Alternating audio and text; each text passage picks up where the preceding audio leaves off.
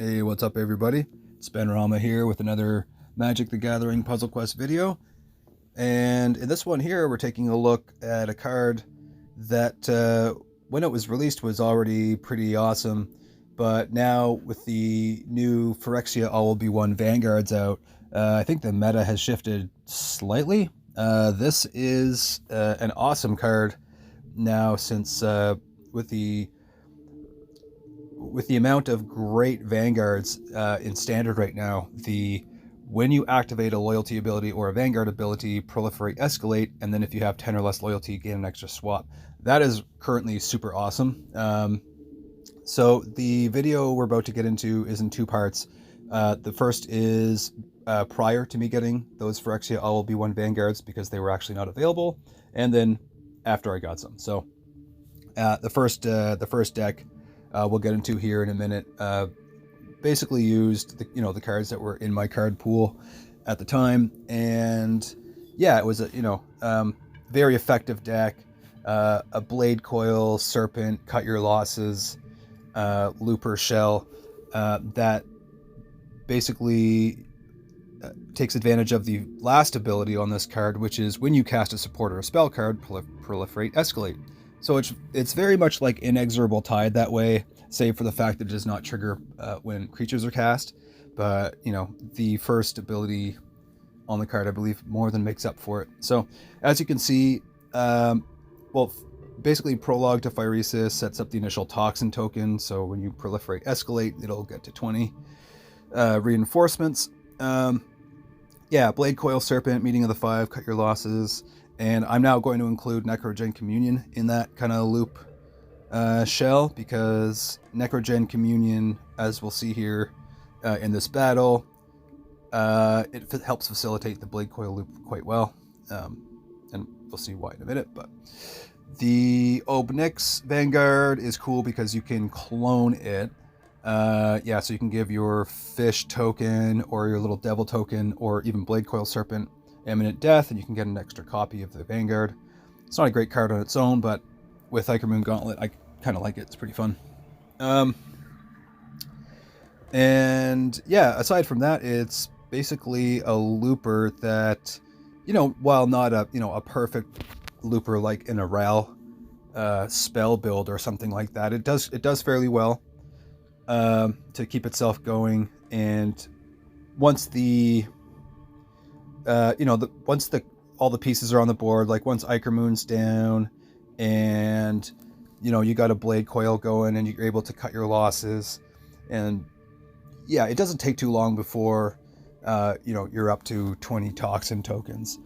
That being said, there is another way to kind of cheat your way to 20 reinforcements. You may have heard of this exploit already, but I'll get into that in a minute.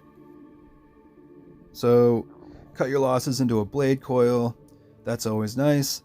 And always, if you have a chance, cut your losses with Blade Coil, because he's much better served as a spell. I always see it that, once he's on the board, he's kind of done his job. So never hesitate to cut your losses with him or give him Imminent Death or whatever. Such a powerful engine. Blade Coil Serpent and Cut Your Losses. I have a feeling that you'll be seeing a lot less of Blade Coil Serpent once Cut Your Losses rotates out of Standard. Not to give too much of a spoiler, I'm going to be doing a video specifically on how Standard will be impacted once cards like that rotate out. But Tamiyo just went off full mana for all my cards, which is nice. So happy to have caught that card before Standard rotates out, because it gives me a few months to use and abuse. We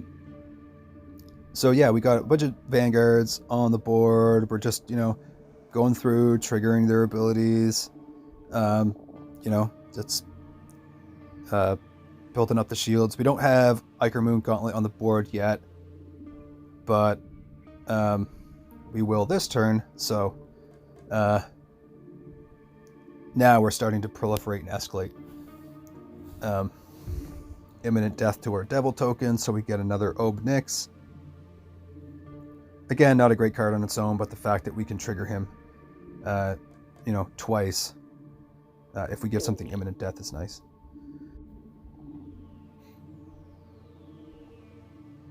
So, what you saw there was basically Blade Coil Serpent coming back to my hand with full mana because of Necrogen Communion.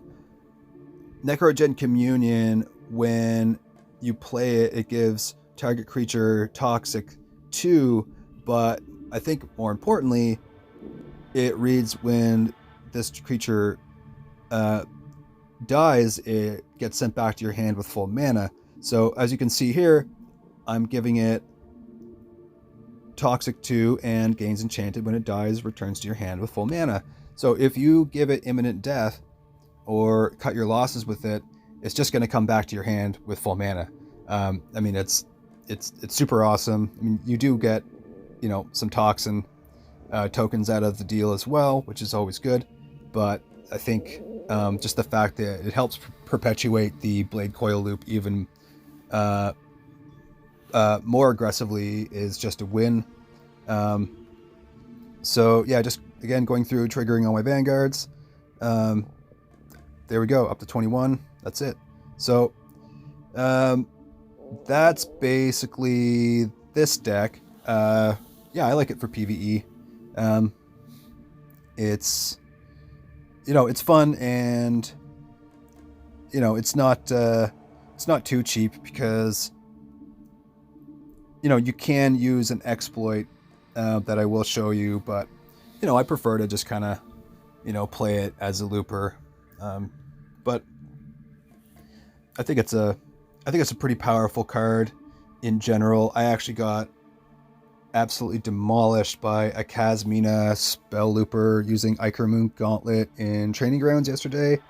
Like, it was a savage beating, and made me realize I actually really want Kasmina as a Planeswalker in my collection. So real quick, this next deck is based on the same concept, more or less. It's slightly tweaked to include a couple of the new vanguards that I picked up. I picked up, I think, 5 in total, but in this deck I'm running Vraska Betrayal Sting, which is it's good. I like it. It proliferate escalates, allows you to draw a card, destroy a creature, it gives target creature menace and toxic 5. That's all good. But this card here is kind of the win con, I would say. Its interaction with Ichormoon Gauntlet is kind of broken. You don't even need toxic tokens to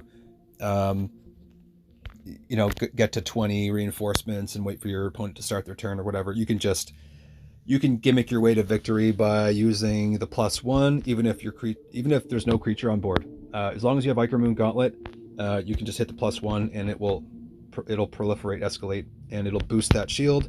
Then you can come down here and swing for lethal, because once that shield count is up to whatever, they're taking damage based on what's in their graveyard already, plus the damage taken from the shield count times 3 mill, which is super powerful. But the fact that you could just boost the shield count up just effortlessly whenever you want is kind of broken. Yeah, it's kind of cheap, but I mean, Greg can't really do that. Although Greg can still pilot this the real way. Like, if you don't use the Ichormoon hack, Greg can still pilot this deck. Like, it still kind of functions as a Blade Coil looper.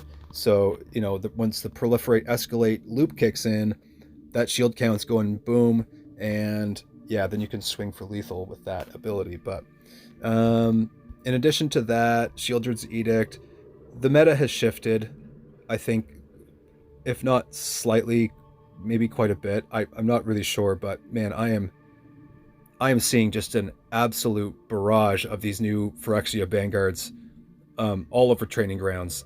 They're absolutely savage. I mean, they suck to play against. I'll just put that out there. So if you're not packing Void Rend while it's still in Standard, or Sheoldred's Edict, this is going to be a go-to once that does rotate out. hopefully we do see a little bit more Vanguard removal with new sets. But yeah, this card is a life line right now. I can't tell you how many times it saved me in battles. So right off the bat, we have Ichormoon Gauntlet in our hand, so we'll get that out.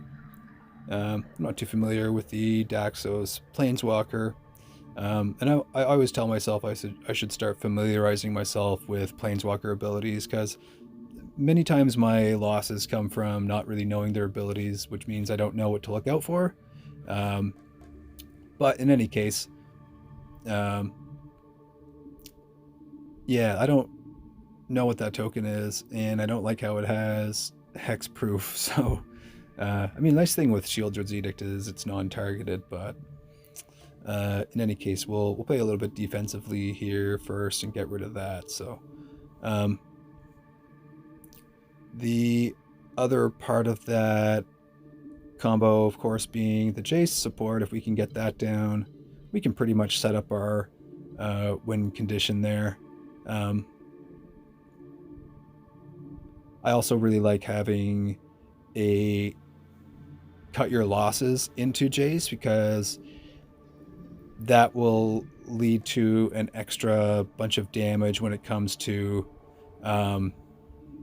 activating the third ability, which deals damage based on how much is in your in the target player's graveyard, and of course, cut your losses mills 10 for your opponent. So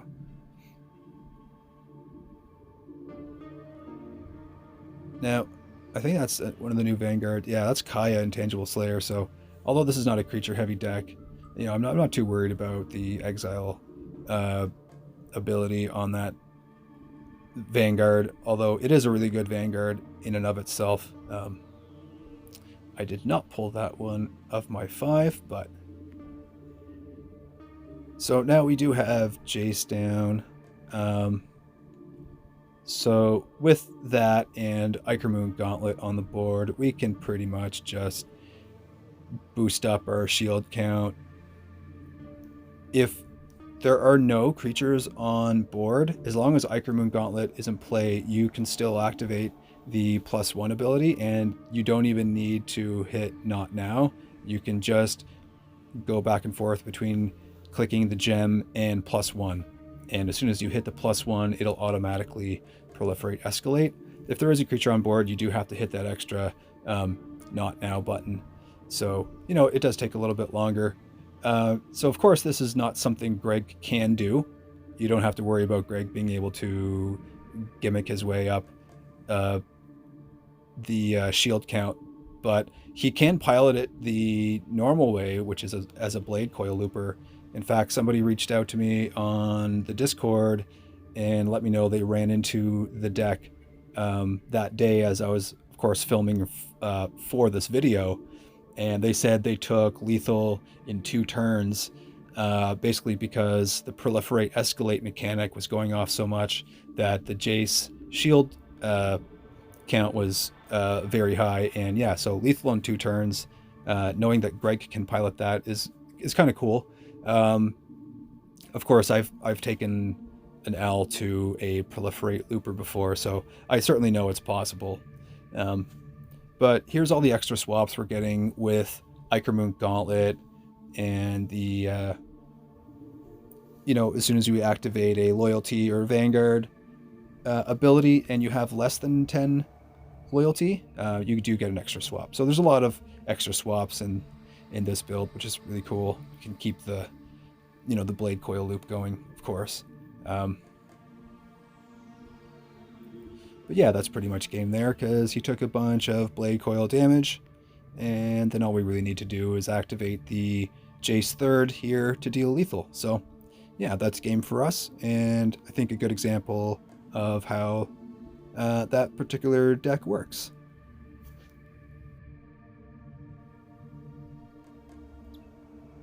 So for this next battle here, I basically made a slight change to the deck where I swapped out the Tamiyo Vanguard for Voidrend. So the reason for that being, with Meeting of the Five, you can of course get 3 tricolored cards, so Blade Coil Serpent, Dakon and Tamio were the choices for my last build, but I had been seeing so many Inexorable Tide loopers and new Vanguards that I think having an extra Vanguard removal plus the ability to take out just normal supports is going to be kind of key going forward in the current meta. So, I have Sheoldred's Edict and Voidrend in here, to deal with multiple threats depending on what's going on.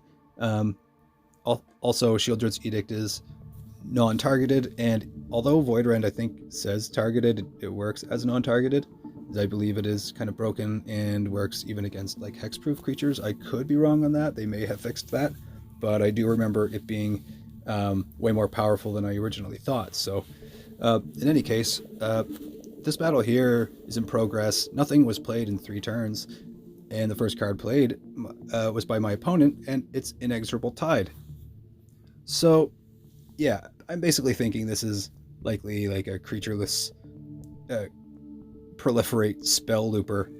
I've been seeing so many of them lately, and thank goodness for Voidrend, because, well, he just played an Ichormoon Gauntlet, so that's kind of confirming my suspicions that it's a creatureless proliferate looper. Ral is such a powerful planeswalker as is. I really like him, and he has really great mana gains, and all of his abilities are good, so I'm always a little bit worried when I run into him in general. But yeah, this guy probably has all of the toys. Yeah, another masterpiece. So while this is not a creatureless build, Academy Elite is kind of played to facilitate, spell heavy decks and things like that. So,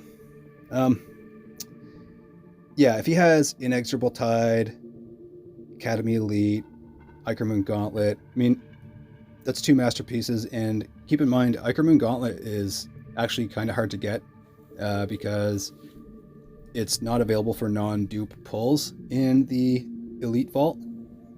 For whatever reason, you can get it if you're lucky with, I think, 120 non-dupe pulls. But yeah, so yeah, this guy probably has a really disgusting deck, and I'm not really interested in like sticking around to find out what else is in it. So let's just get Jace on the board, and we can kind of just, proliferate our way to victory. He has his own, of course, built-in win condition. You don't need Toxin tokens. You can give Toxin with this deck, although you do have to wait for Blade Coil to attack with Necrogen Communion, although it's, of course, not necessary. So